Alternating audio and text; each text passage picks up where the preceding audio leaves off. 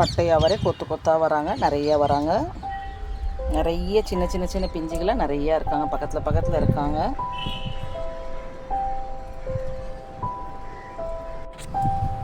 போலி அவரையில் வந்துகிட்டே இருக்காங்க. சீட்ஸ்க்கு முதல் முறையாக எடுத்துட்டோம்.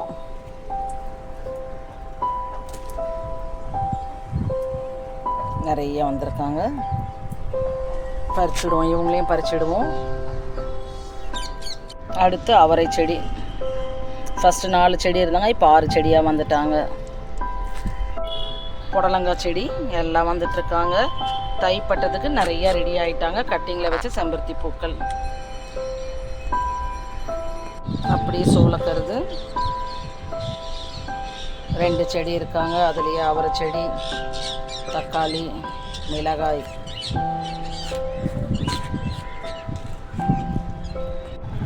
வெள்ளரி செடி,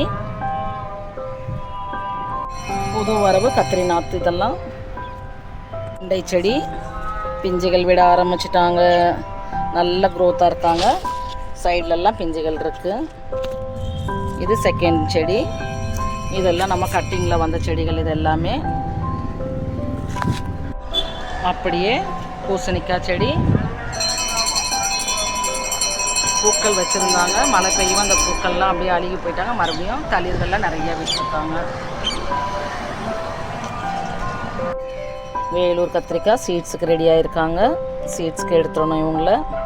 அப்படியே மற்ற கத்திரி செடி பக்கத்தில் பக்கத்தில் இங்கேயும் நிறைய கத்திரி செடி இருக்காங்க. இது புது வரவு.